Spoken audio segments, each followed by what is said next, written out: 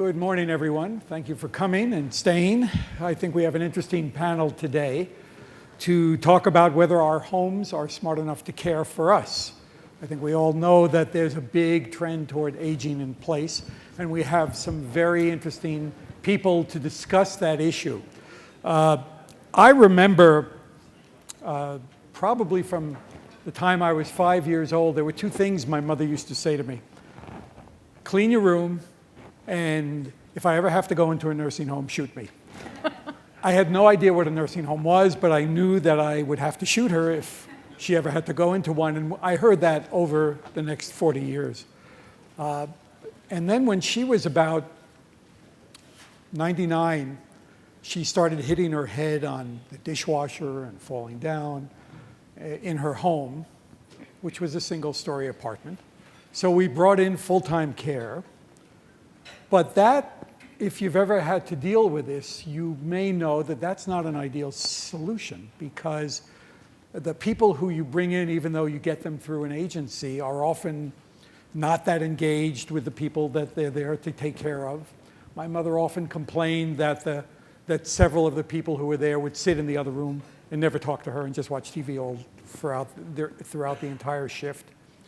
People would come and go. Every 6 weeks I would get a call and I'd have to hire somebody else. And it was expensive. It was $7,000 a month for two people, 24 hours. And so at some point she did have to go into assisted living. And when she was 99, she did that. And she called me up and said, "Eric, you have no idea how decrepit the people are in this place."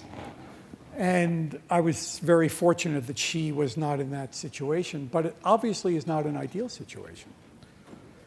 And when the interesting thing about coming to CES when you come over the years is you see different themes and trends, and what I'm seeing this year is 2 or 3 things that stand out.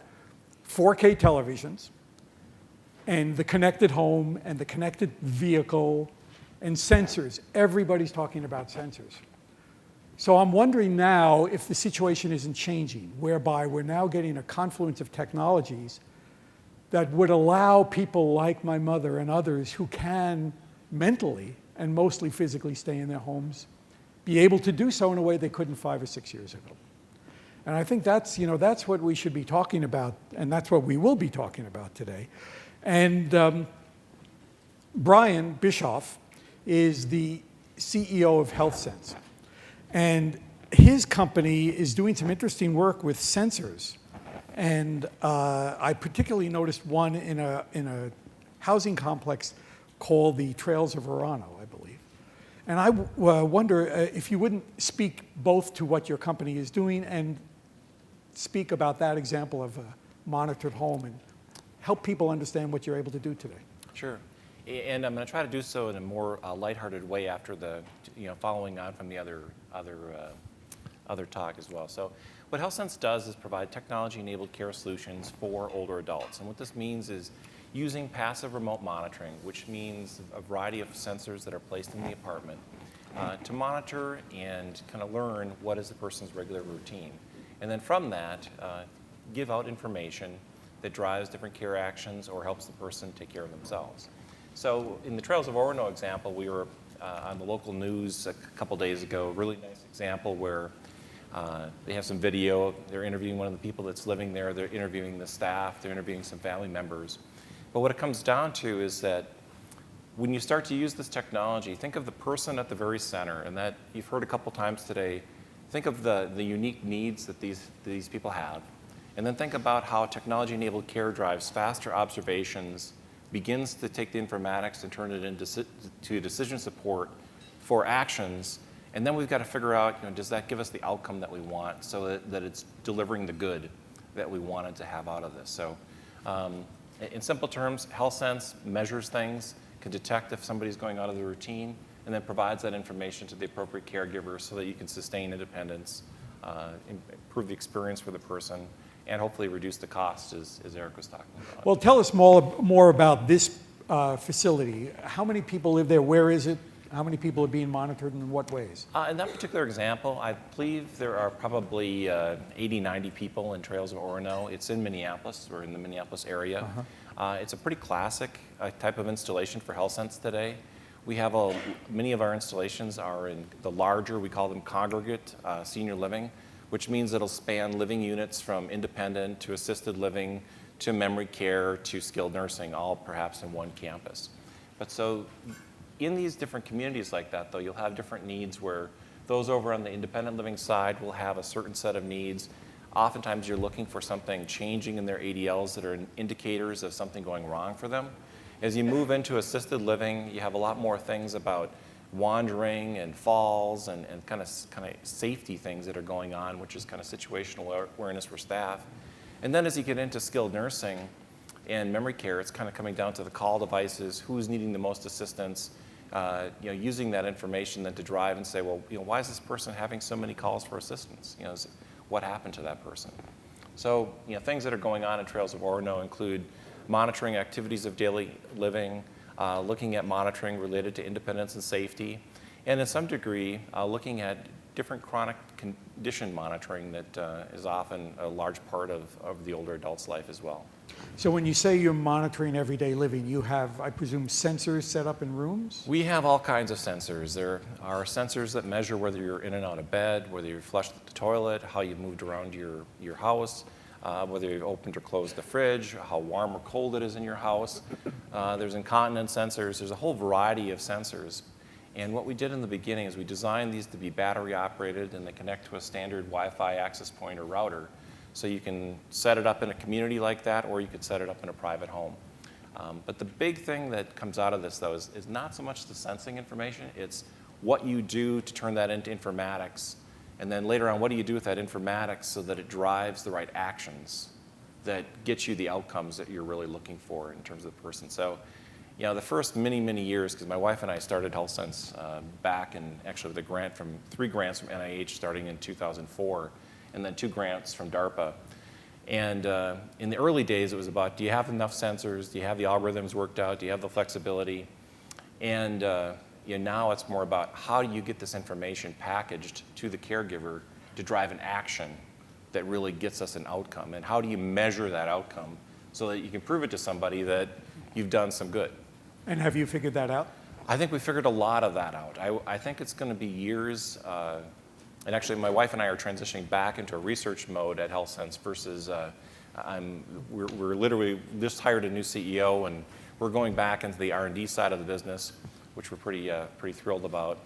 But it's, we've learned an awful lot about how do you set up the experiment and how do you begin to parse these things so you can show this was the particular risk factor. Here's how we mitigated it through technology-enabled care. Here's how those informatics drove better decisions. And then here's how we measure that outcome. And that's kind of taking all of this sparse data and figuring out where you go and grab it and how do you piece it together. So again, in the Trails example, where is that data going? Who's receiving it? What are they doing with it? I feel like I should try to be succinct here, but the data comes back in from the sensors. Our system figures out the particular action or the informatics that would be going to a caregiver. So if it's something like a possible bathroom fall, that would call the care staff at Orono. They show up and the person says, how did you know I needed help? And it was really a pretty simple set of algorithms that went around a bunch of sensors. But it wasn't until you got buy-in from that care staff to say, wow, this is actually telling me something to help take care of this other person that's in our care. And that, until they have that aha moment, it feels like a burden to them before that, because they're thinking, why do I get these other alerts, and why do I have to take care of this, and I'm already busy, blah, blah, blah. But the first time that they get an alert on somebody that tells them something was happening to them before they knew it, and a lot of time for older adult, it has to do with toileting. I know it's one of the things I never thought I'd talk about toileting as much as I do. But, the system can pick up changes in toileting and then, alert the care staff, and then they go and ask that simple question of, how are you feeling? Are you doing okay? And, that can lead to an earlier intervention that can really avoid some catastrophic problems. Thank you. This all fits in with the theme of sensors that we're seeing at CES. And yesterday I was at a press briefing for Lexus, where they spoke about their work in hopefully creating a car that can never crash, because there are so many sensors in it detecting everything that's going on that nothing bad could happen. And you're trying to do that in the realm of the human. But there's also sort of, at least to me, a kind of creepy factor about it as well. And I wonder if, Diane, you could speak to that. Diane Marino is vice president at Ipsos Ventus, a consultancy firm, and you are directly involved in healthcare research. What are you finding out about what people want and what you can actually do, and what's practical? Yeah, it's a great question. We actually do monitor a lot of ideas and concepts for clients. We help them determine what's going to work for them in market, what they should take to market, and how to do that. And one of the things we do is test a lot of new ideas, new to world ideas, and we're finding a certain level of, I'm going to take baby boomers as an example, where they're rejecting these technologies. And I don't know, Eric, if you wanted me to kind of jump up and Sure, whatever run you my like. slides Yeah. real quickly. I just have a few quick slides. I just wanted to use some visuals to walk through this. And I am not sure how to, do you know how to get to where? Jill will give you a hand. Oh, great. Is it swap displays or? Do I just, oh, gotcha. Can I just? Is this her? Okay, that's You can go, yeah. Yeah, that's what I. Okay, perfect. There we go. And so one of the things I wanted to say is I want to be really clear before I get started that I'm talking specifically about baby boomers and I'm talking about consumer attitudes. So to Eric's point, I'm really trying to focus on how are people responding to this. So when I think about baby boomers, this group grew up with images like the Jetsons, where you're home, you had a robot that took care of your needs, you had somebody there assisting you. In this case, they were a younger family, and I think that's key because one of the things that we're finding is that folks are, and I'm going to speak to two populations. I'm going to talk about the boomers, and I'm also going to be talking about the fact that some of these boomers are dealing with aging parents. And so they're looking at their aging parents, which may be needing to consider assisted care. I'm one of these folks that's in this, well, I'm going to talk in a moment about the sandwich generation. But the first thing I want to talk about, and I think that Brian hit on it, was there are several things that we need to consider when we're talking about how are we going to age in place. There are issues around monitoring, which is both safety and health monitoring, what's going on with your health condition. Memory loss. I mean, I'm experiencing memory loss just because I've got so many things going on right now, and some of the products we were testing have to do with memory. Mobility. So toileting is a really great example of just being able to get up and down. Osteoarthritis or other conditions that happen. We hear a lot about falls. Monetization. So ultimately, who's going to pay for this? And I'm suggesting I think the boomers are actually going to be paying for this several years down the line. They'll be paying a large component of this. And connectivity, keeping people affiliated with their families, with their friends, with the community, because it's very, oftentimes we start seeing as people age and as we age, we start to lose our connections. We become much more isolated. So in order to age in place, I think these are some of the things we need to be thinking about. So really quickly, I just want to take a step back and say, who are we talking about? The baby boomers. Those individuals are born in 1946 to 1964. And I will raise my hand and say, I'm in this generation. I'm at the younger end of it, not the older end of it. And I'm experiencing this where there's a woman, Carol Abaya, who speaks about different generations or different types of the sandwich generation. So there's the traditional, which are the folks that have kids at home today. They're maybe in their 30s, 40s, 50s, and then they've got older parents, aging parents. There's a group called the club sandwich, where maybe their children are older and they've got grandchildren, but there's this whole multi-generational spread. And then an individual like myself, where I'm older, I have no children, but my parents are aging, and I'm dealing with these very issues of my parents adamantly believing they can live at home, but not necessarily adopting technology. And what I would suggest is I think the boomers will be ready to accept this technology, and I think the technology is ready for us. So I actually don't think it's a case of are our homes smart enough to care for us. I think it's are we ready for our homes to be smart enough to care for us? Because I think what's happening is boomers see these tools as implements and sort of this pending doom of I'm getting older, and it looks like the signposts of aging. And so we're seeing them reject these technologies as opposed to, and not wholly rejecting them, but it's a little fearful. It may be fine for my mom and dad, but it's not okay for me yet. And I think there's something that changes and transfers in our brain chemistry where suddenly the things we thought made sense when we were 50, we don't want when we turn 75 and 80. And it's going to vary. And I think one of the other issues I wanted to speak to is there are a number of different segments within this population. So I think it's really critical as we start thinking about designing products for the future and what it's going to take to age in place, that we need to be very clear about the insight that's going to make that palatable. It's going to make people want to adopt these technologies and not feel like it's creepy that somebody's monitoring us. So I just wanted to show, I don't expect you to read this slide, please don't, but we test a lot of products for companies. And we test some products that are currently available on the market. And I wanted to just talk about a couple of products that I thought were very appropriate to this conversation and tell you that when we tested them in our typical concept screening, they did not perform very well. And StoveGuard is a product that's currently available on the market. And the idea behind it is it will shut off if it's left unattended. And it's very near and dear to my heart because I went to visit my mother a few weeks ago, and now I'm going to tear up. And she was distracted by me coming to visit. She's the primary caregiver for my father, who's got congestive heart failure.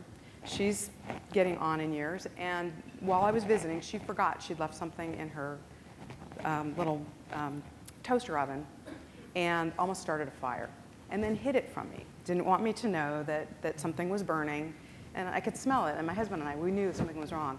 If she had something like StoveGuard, it could have actually prevented that circumstance. What surprised me is, so StoveGuard performs as sort of a niche product. We archetype our concepts when we look at things for clients. And StoveGuard had some appeal, so probably appealed to me because it was highly relevant. I just had an experience. But for a lot of folks, it's like, I don't need that. You know, this isn't something I want in my home. Now, the home health monitoring, we sort of made this up. It was a combination of some things that are currently available. It's actually quite close to some of the things that Brian was talking about that are using in assisted living and broader elder care facilities. But this was something that would be specific to your home, where it may hook into your security system, that just makes sure that you get up in the morning. You know, are you feeling okay today? Maybe there's a prompt that asks you. And it was across the board rejected. It did not perform well on any of our key measures for purchase intent, likability, need. I was surprised. And we tested it specifically within that boomer population. So again, what I think is happening here is it's not a rejection of technology. We profiled these folks, and they already have tablets, iPads, iPods, smartphones, DSLRs. These folks are using these products, and they're planning on getting 3D TVs and gaming consoles, so they're very interested in technology. I think it's more a rejection of aging. So I've told one of my senior leaders in our organization that I was going to be giving this talk, and this was his quote back to me. As I'm just one of 10,000 each day seeing age 65, they see us on our snowboards and yell, "Graze on trays." Seriously, can we grow older at 8,000 feet in Aspen? And I think this is the crux of what I'm trying to say here, is that as these technologies are developed and grown, I think that marketers and organizations really need to be thinking about how to communicate it in a way that is meaningful to the audience. And this is part of what we try to explore and help organizations with. And so I'll just end on that to say, I definitely think it's coming. But I think there's 10 to 15 years before we're really looking at the full future of an automated home. But between that, in that next 10 to 15 years, I think we really need to be thinking seriously about how it doesn't look like the product that I thought about buying for my parents. Because we're going to be changing our minds if it doesn't, we start assimilating it and making it mainstream today. Thank you. Well, I can certainly see that pushback against the belief that you're aging, especially for the baby boomers. It's probably a bad term that we're called baby boomers because we want to keep thinking we're babies. And as my wife said to me, this week I applied for Medicare. And she said, when you get Medicare, you cannot think that you're young anymore.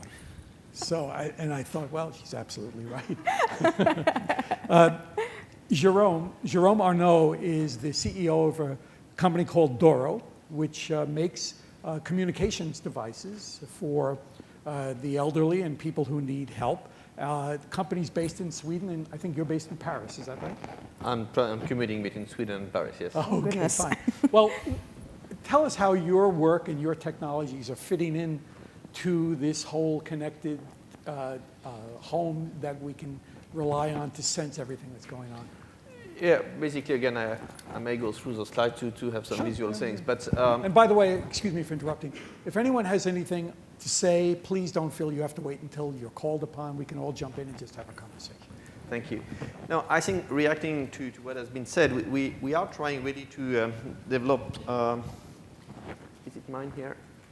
No, yes. Should I? Perfect. Yeah, we are a Swedish company, as you mentioned. We are present in the US since 2008, and we have sold 3 million mobile phones for seniors. What does that mean, a mobile phone for seniors? It means a product which is specifically designed not necessarily for complexity, but more trying to deal with the impairments, slight or severe impairments, which are coming together with aging. And when it comes to the acceptance, as it has been mentioned before, of the technology, we are trying to lower the psychological resistance to accept the new features, such as teleassistance or telealarm or monitoring, by adding them as an additional feature on a device that these people are using. So either on a smartphone or on a clamshell or on a fixed line phone, these features are becoming add-on features. And a lot of solutions are developed, sensors, applications, monitoring, etc. And they have been developed, and they are not, first of all compatible. They will come with a lot of boxes or different elements which are going to create a Christmas tree all year long in your house. And the challenge is to integrate these services in a way that is flexible for the provider and accessible for the user. And therefore, we believe in an ecosystem which is going to concentrate and all these connected services in one place and one interface, as not all of them are purely passive, but request some interactivity with the user. And they need to be accessible to the targeted population and introduced, it's also very important, an early enough stage in the elderly home, meaning if you wait too long, and when it's, because of course everybody resists to have these technologies, and then it's too an abrupt change. Oh, good news, you are fragile enough or old enough, then you desire this and these technologies that you have never used so far, then it's too difficult to accept. So beyond our hardware, we are also developing simplified interface for tablet, PC, or smartphones that can be installed on any Android or Windows device, and giving access to essential function in a simple and controlled way. But on top of that, we can of course welcome a lot of applications which come from third party, which would be available through one interface that the user will have access to use, because it's coming with entertainment, with connection with the rest of the family, and medical-oriented or teleassistance-oriented applications. On top of that, all the features are manageable from the cloud. And you can integrate healthcare-related services. You can also have a simplified video conversation to talk with your doctor or whatever. So to contribute to this discussion, I consider that such a smart solution for elderly users can also contribute to break their loneliness, which is also one of the most important care to give to this population. People feel alone, and giving them communication facilities either through Facebook or any kind of connectivity, or with a mobile with text messages, etc. Or if they use it, and it is what we see in our user base, then they get more connected with the rest of the world and feel better. So that's my contribution to this I point. think that that's absolutely right. It's not just a question, of course, we have all these low-tech solutions, making sure there are no steps and that there's no rise when you go into the shower, and putting towel racks at the right level and so on. And then we're also talking about high-tech solutions. But the idea of integrating and engaging the individual is very important as people, and I see it in my own family with my mother-in-law, who gets out less and less. But because she has an iPad, she said the whole world is opened up to her. And there's that well-known video when the iPad first came out of a 100-year-old woman who was given an iPad, and she, was just ecstatic about it, had never touched a computer in her life. But I wonder also, given the fact that technology generally is cool, is it difficult when you say to the elderly, look, you can't handle the cool stuff. We have to give you the kind of weird, boring stuff. I mean, your phones may, and all of your company's products may be very useful, but your phones don't look like iPhones. Is that a problem? Do people wish, do they feel that they're suddenly being separated from the mainstream and they're being told they're not as capable, and is that not a good thing? Yeah, that's a very good point. I mean, there is a segmentation, as a matter of fact, of the users. It's really depending on the severity of your impairments. If you can't hear, if you can't see the display, if you can't key with a digital pad, then you would love to have this product, but you can't. Then you are very happy to have a phone, which makes you connected with the rest of the people. If you are not that severely impaired, then you want an iPhone, Samsung, or let's not focus only on iPhones type of products. Yeah. And in such case, this is why we have evolved in our offering by providing just a software which is simplifying the interface on a normal device. So you don't look special, you don't look stigmatized by the design of the product, but you can still have access because what we also see in our studies, and we are working with Ipsos as well, is that once you retire, you start to lose appetite, not capacity, but appetite to learn new technologies. And because you are not in the business pressure anymore, you just need to receive your emails to be connected, and you will have a list of 5, 6, maybe 10, maybe more if you are a certain part of the population of elderly people are still pioneers and geek and etc. But the majority of them are more wishing to just have a normal life. And then they don't put this on top of a priority to learn so many new things. And as the technology, and we can clearly see here, is evolving so fast, then there is a disconnect. Disconnect in, I don't want to spend time to learn these new things. And basically, we are trying to offer them what the new technology provides, but in a way which is looking much more like what they have been using until they retired. But of course, this reference is moving with the time. 5 years ago, people didn't know about iPhone and touchscreen. Now they know that, and they expect something like that. And that is our mission, to develop such interface. But tomorrow, this will have evolved to something even different, and we will also try to go with a slower pace in order to get them connected to it. So then you're saying it's also sort of your company's obligation to provide access to knowledge and entertainment and sources of communication, not just to give them a piece of hardware, but also sort of to push That's stuff our toward positioning. them. In order to have the solution accepted and used, it's very important that this is bringing pleasure, enjoyable life. I mean, imagine, it's very easy. Each of us can imagine ourselves being in the obligation of being pressed by the other to suddenly have to wear, have to carry, have to press buttons or whatever, or install in your house system because you have reached a certain degree of vulnerability or fragility. That's something which is very negative to yourself. If on the contrary, you start using the technology in order to access to your friends, access to your family, see the pictures, be connected to the world, and that the same interface suddenly add an add-on things when you have this additional need, then you just add it and you know how to use it. It's an easier step to accept it. Thank you. Matt Ramage is with VTech, and you've got a line of communication devices. I think one thing that interested me was that you were combining several disparate items together in a way that makes things much, I think, more accessible to the user, as opposed to having to pick and choose the same kinds of functionality from different companies. Would you talk about that line that you have just launched and what you're doing? VTech is a consumer electronics manufacturing company, and we've been developing telephony products for about 35 years under the VTech brand and other brands. So we have a very large footprint, and we've had a lot of experience selling telephone products, from very low-end to relatively high-end products. No surprise, it's kind of a declining category. So by necessity, we have to go and look at other opportunities.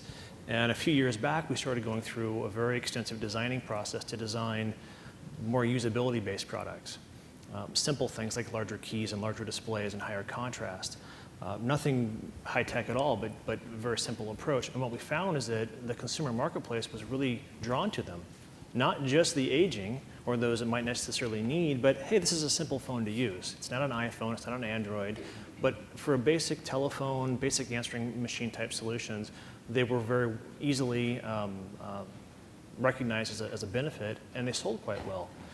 So then we went to the next level to say, how can we go after a more targeted market which does want to age in place? We were very fortunate to have a local university, an Oregon Health Sciences University, and a research division within that called Orcatech, which is the Oregon Center for Aging and Technology. They're right in our backyard. We're in the Portland, Oregon area. And we partnered with them to help us develop a telephone product that actually defines the MMI in a way that we wouldn't normally do it. We've sold millions of telephones and millions of handsets, but we would assume that it needs to have certain keys and certain functions that the aging population just doesn't need. And so we really were very fortunate to have this resource there to allow us to define a product and bring it to market, and then leverage the retail outlets that we have to get it out to the masses. And we've had great response to that. So our basic approach is to bring a quality communication device that's a familiar technology. So it's a telephone. We all have telephones. Most of these customers are going to have traditional PSTN or POTS line service in their homes. So there's no additional service fee other than your phone line. There's no monthly monitoring, so it gets beyond that aspect of it. But this is a fairly complex DECT-based platform that can be expanded to include other types of monitoring. So all sorts of other sensors could be introduced into the solution. But in its infancy, it's a basic communication device that gives that added sense of security to the user and to the family members and the caregivers. Okay, so you're saying, though, that eventually you can add in other Absolutely. sensors and so on, all to be sort of focused on the hub of the phone? Yeah, exactly. You know, and I think you pointed out that there's no additional subscription fee, which brings up the point of cost and payment. And I'd like anybody here to speak about who's going to be paying for these technologies as they get more complex and obviously more expensive from where they are today. I'm sure at some point the cost will go down. But if we constantly add on more monthly fees to a population that has limited income, aren't we running into a problem there? Diane, are you looking into any of this? You know, we've looked a little bit about, again, I think the price-value relationship is a little askew, and you're right. When somebody goes to a fixed income, it's going to become problematic. What I would suggest is I think at least the interest and the orientation towards bringing these technologies into the home is, I think the boomers will have the money and the funds and will set aside those funds to do that if they believe that it'll make their life different. The challenge will become, I agree, I think there's got to be a payer relationship, that there is some healthcare component that will help pay for these fees. And I think that's the biggest struggle that we're seeing right now. I think it's one, it's a complex topic, but I think it's really important, just as we were speaking of, there's not one group of older adults. It's a continuum with different needs. I think this payment question is very different too, because if you look at congregate senior living, the drivers of using technology there are around driving occupancy, staff productivity, and essentially new revenue streams for that particular community. If you look at the duly eligible managed care space, it's about utilization, quality score, and retention in the plan. Now, as you move over to consumer, it may be about, you're getting something, but you are having fun with it, and you're getting other benefits because you're buying it much like any of us would buy it. But I think it's very important to not only segment the distribution of older adults, but you have to segment what's the financial model that is, that's being applied for these different products.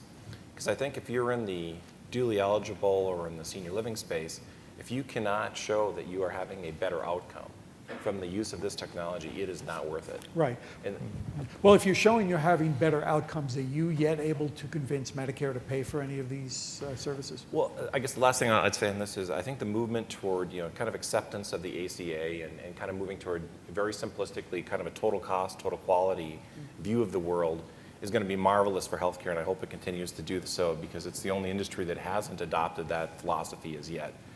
So I think when it really picks up that, we're going to look at people thinking about how do we do the care delivery process in ways that maximize quality and reduce cost, rather than today it's all about how do you maximize reimbursement, or not all about, but so much of the decisions are about how do I maximize what I get paid for within the boundaries of the rules and policies that have been set up? And that isn't necessarily the best way today. Please. We can also see that staying home longer is, of course, a big saving compared to the public spending, except that as the demography is pushing, it's an expense to come that we are going to reduce by installing this in the home. And the big difficulty is to really have those actors who are foreseeing the expense, but not having to pay it today. So it's not an immediate saving that they're going to do. It's a saving on future expenses, which makes the debate a little bit more complex. Yes, of course. And because people may not be in charge when it comes, and etc. You need really a strong planning and acceptance also to start putting into common those who are going to invest and those who are going to take the advantage of the savings. In the development of your products and in your research, are there any things that you're learning about what people want, what they're able to use, that differ from what your expectations were? Are there any specifics you can talk about that surprised you?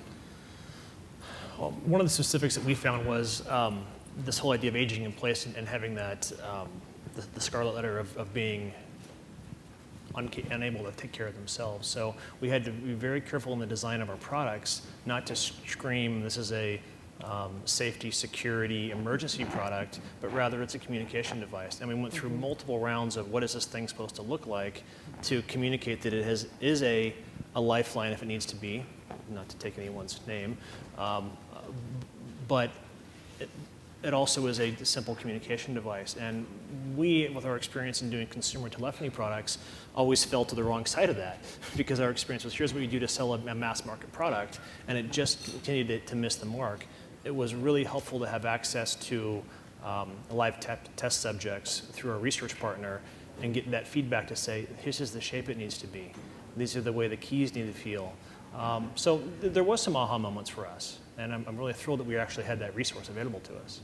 Yeah, I was going to say, I'm not so sure that I don't know that we've identified what people want, but I look at it, if you look at it from a segmentation and targeting perspective, you look at how the tweens want what the teens have, and I think there's, particularly with the baby boomers, there's going to be an aspiration to continue to hold on to some of those things that were exciting and fun and more tech and cool as you age versus where maybe we're seeing our parents today and saying, oh, they are rejecting technology, they're not ready. I think they're going to continue to want to carry that through their aging years.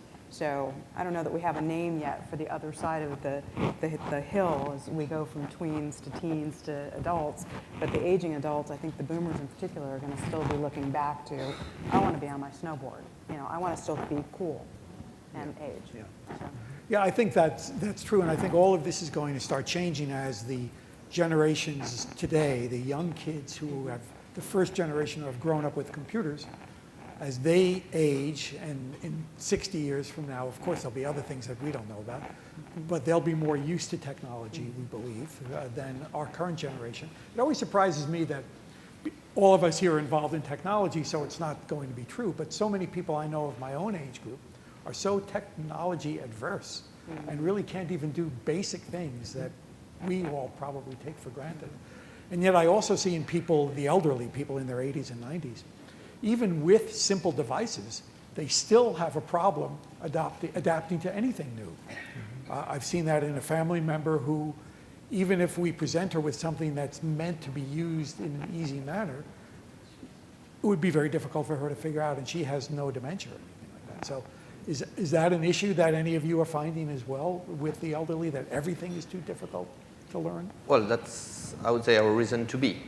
Because it's not everything, but the first step needs to be small enough for them to make the journey. And we had many people starting to have a phone just to make phone calls, then they make text message, then they request a camera. But if they didn't go through the first step, they would never have jumped to the full one. And I think the fact that the technology, I mean, telecommunication is a pushed market, is technology-driven market. We push technology onto people at a pace which is too fast for this capacity to learn. And in our studies also, we have realized that sometimes new technology scare people, Yeah. put them aside, make them appear as idiots. So then, as a normal human reaction, in order not to appear as a fool, you consider the technology is not for you. Right. Period. Right, exactly. And you need to really go back and say, well, test this one, look, it brings something, and etc. And people can jump into the train. Eric, I guess I would just briefly add, I think it really, to stress the segmentation again is important, because if you look at passive remote monitoring, one of the places that's most applicable is people with brain health issues. Because I think, it's a kind of easy concept to understand. If you start having trouble with brain health, your ability to self-report is really lost or dramatically diminished. So that's like the sweet spot for passive remote monitoring, is when people stop being able to self-report. But when they're able to self-report, things like the jitterbug, the great call, the different uses of IVR, the really low-cost things, or the telecom. I mean, there's a lot of things that you can do there when people are well and still active and mobile, and they're not going to want the passive remote monitoring because they don't need it yet. Right. So. We have time for one or two questions. Does anyone have one? The mic will be brought around. Here we go. Rachel. You're going to hold the mic? Okay. So I have a quick comment and then a quick question. Excuse me, my name is Rachel Francine. I'm the CEO of SingFit. We make technology that helps people and seniors sing for their health. My comment is just that I wouldn't assume that by the time we're older or I'm ready for assisted living, that I'll be any better at the technology of 2060 than seniors today are at the technology of today. So I think assuming just because we're younger and we have technology, accelerating change means that technology 40 years from now is going to be ridiculous. So who knows? We'll be able to do it. But my question is for Brian, and I was wondering if you could just repeat the things that you said. If you're going into assisted living, these are the 3 things you need to be able to prove with your technology, and if you can go into the other one. I think a couple things as the way we look at it is, first the model is you start with a person and what's their environment and what's their health model, and then what observations should you be looking for because of their risks, and then using those informatics to drive actions, and then figuring out how you're going to measure that outcome for the different constituents that are involved. That's kind of like the top level. When we get into looking at one particular person, it really comes into 4 buckets. There's independence and safety things, which are kind of basic, call devices and fall detection, check-in. Then there'll be help with activities of daily living or instrumental activities of daily living. So think of it as kind of monitoring eating versus meal preparation, those kind of things. Then you get into management of chronic conditions. And then lastly, we call social, because a lot of the folks that are older that have many chronic conditions also suffer from depression. So we kind of then take those 4 buckets, and that's what goes into the tech-enabled care plan. And those are really those are the drivers for setting up and configuring the system. And I think what we're at the brink now that the basic technology platform is there, so you can measure it and you can have the informatics coming back in. Now we're starting to learn about, okay, where do you go to get this outcomes data? Where do you go to get this, this caregiver stress score data? And that is actually much harder than you might think because it's so dispersed out and the charting's incomplete. And a project we're just finishing up for DARPA right now, that's really one of the hardest things going on is capturing all of that and putting it together because as an engineer by background, as you might be able to tell, we want a closed system and we want to be able to optimize that closed system. Okay, we have time for one last question. Hi, Jody Holtzman of AARP. Diane, I was really glad you were on the panel and you raised the issue of value propositions and these things that don't appear to appeal to people. I've always maintained that particularly when it comes to aging in place technology, there are actually 2 transactions that happen at the consumer level. The low-hanging fruit are institutions, value propositions are very clear. The financials on it all make sense. When you get into the consumer world, totally different. So me as the boomer, you have to convince me really that I should have peace of mind to take care of my parents. On that basis alone, I will pay for it, et cetera. You go to my mother and you're gonna get 2 middle fingers telling you, you ain't bringing that into my house. Yeah. So what is the value, I'm gonna put you on the spot. What is the value proposition to get these things into the home? In 2 words. Great question. I'm not sure anybody has it yet. If I did, I think I'd be making millions. I'm facing the same issue with my parents. I think that I pose it more as a challenge to manufacturers and to say, I think we need to go back and really understand what is the insight? What is it about aging in your home? And how do you make it not feel like Big Brother's monitoring me or my kids are looking at me? How do I make it more of I can live independently, and that's a good thing? And I'm not sure that anybody has that answer yet. Okay. Could I chime just very briefly on that? I think it comes down to when your mom is faced with moving out of her home into assisted living, and Jerome brought this up earlier, if you could get your mom to understand that before she has the fall by the mailbox, because that probably forces her to go into assisted living.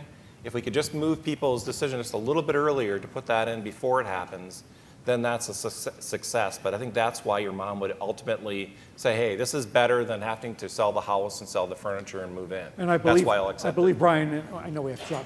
I believe you said to me when we were on the phone a while back that actually some people welcome the monitoring, that they see it as a way to help themselves be safer. When you're faced with someone living in your house or shining a flashlight in your face at night to see that you're breathing, all these other kinds of things that happen, these are really intrusive things as you progress. And the monitoring begins to look pretty friendly and nice to you as compared to what some of your other choices are. The problem is, unless you've been in this space and understood this, most people don't understand it until it's already happened and you're there. So we need scared straight for seniors, is what you're saying. Okay, I like- help me in thanking the panel. They did a great job.